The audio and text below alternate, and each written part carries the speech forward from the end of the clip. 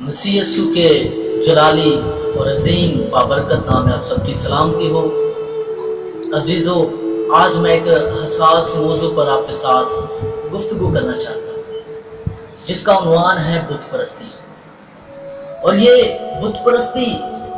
کسی قسم کی بھی ہو سکتی ہے، لیکن آج کلام مقدس میں سے جس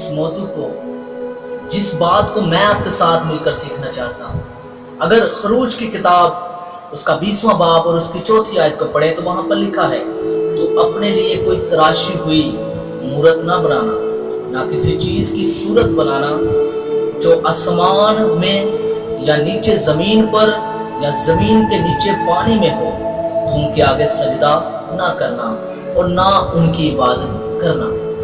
عزیزو، بعض کلیسیاؤں میں مسیح اور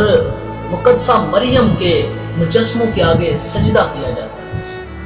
ان سے دعائیں کی جاتی ہیں، ان کے آگے اپنے ماتھے ٹیکے جاتے ہیں، اپنے آپ کو سجدہ سجود کیا جاتا ہے۔ لیکن اگر بائبل مقدس کی بات کریں، متی، مرکز، لوکا اور مختلف کتابوں کے اندر اگر ہم ان کا ذکر پڑھیں تو کلام مقدس ہمیں یہ حکم نہیں دیتا کہ کسی بھی مجسمے کے آگے، کسی بھی مورت کے آگے، کسی بھی پتھر کے آگے، کسی بھی دیوتا کے آگے جھکا جائے۔ ہم بچپن سے لے کر آج تک ہم سکولوں میں، عبادت گاہوں میں،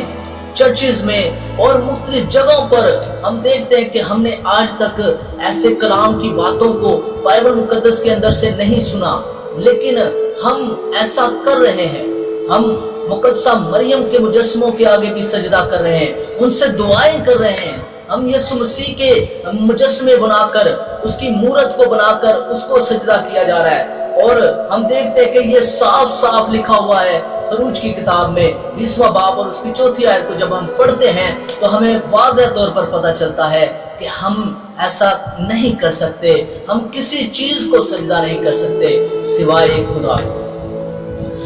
پھر اس کے بعد اگر اخبار کی کتاب پڑھیں تو اخبار 26واں باب اور اس کی پہلی آیت کے اندر یوں لکھا ہے، تم اپنے لیے بت نہ بنانا اور نہ کوئی تراشی ہوئی مورت، نہ لاٹ اپنے لیے کھڑی کرنا اور نہ اپنے ملک میں کوئی شبیہ دار پتھر رکھنا کہ اسے سجدہ کرو۔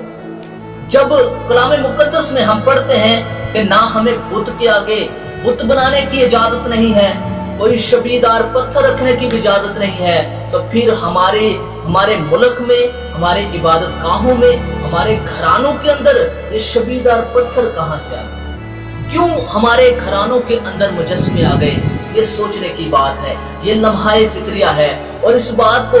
ہمارے جو عالم دین ہے ان کو بھی سمجھانے کی ضرورت ہے، کیونکہ ہم دیکھتے ہیں کہ ہم تربیت کچھ دیتے ہیں، ہم پڑھتے کچھ ہیں، لیکن ہم بتاتے کچھ ہیں۔ یہ ضروری ایک عمل ہے جو مسیحیوں تک پہنچانا ہر ایک عالم کا، ہر ایک مفسر کا جو ہے وہ حق ہے، کیونکہ اگر ہم غلط تعلیمات کو اگر کلیسیا تک پہنچاتے ہیں تو ہم خدا کے مجرم ہیں۔ تو خدا کے کلام میں لکھا ہے کہ وہ اپنے مجرم کو ہرگز بری نہیں کرتا۔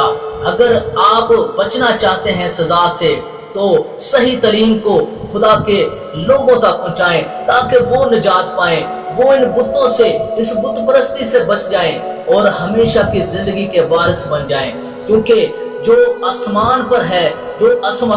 آسمان پر گیا ہے وہ زندہ خداوند ہے، جس نے موت پر فتح پائی ہے، جس نے قبر پر فتح پائی ہے، جس نے ابلیس پر فتح پائی ہے، اور وہی زندہ ہے، اور وہ کہتا ہے کہ میں ابدالآباد زندہ رہوں گا اور میں ہمیشہ تمہارے ساتھ ہوں۔ جب بھی اس کو پکارتے ہیں، جب بھی ہم اس کو بلاتے ہیں، وہ ہمارے لیے، ہماری مدد کے لیے، ہماری رہنمائی کے لیے موجود ہوتا ہے۔ پھر کوئی جواز نہیں بنتا کہ ہم مجسموں کو سجدہ کریں، بتوں کی پرستش کریں، ان کے آگے اپنی مناجاتیں رکھیں، ان کے آگے اپنی منتیں مانگیں، ان کے آگے اپنی دعائیں کریں۔ یہ مناسب نہیں ہے ایک مسیحی ایماندار کے لیے۔ اس لیے ان بتوں کو اپنے گھروں سے، اپنی کلیسیاؤں سے، اپنے لوگوں سے نکالے تاکہ خدا ہم سے خوش ہو، اور خدا آسمان سے جس طرح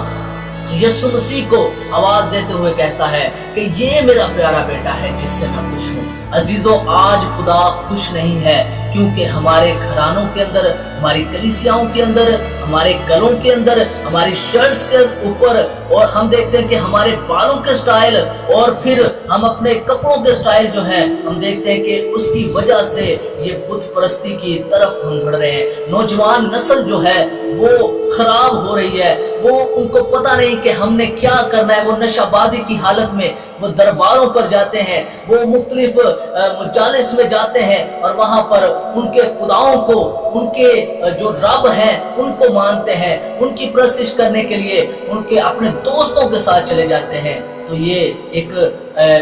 سکھانے کی چیز ہے کہ ہمیں اپنے لوگوں کو، نوجوان نسل کو سکھانا ہے کہ ہمیں بت پرستی سے بچنا ہے۔ اگر ہم بت پرستی سے بچے رہیں گے تب ہی خدا ہمارا خدا ہوگا۔ خدا اس کلام کے وسیلہ سے ہم سبوں کو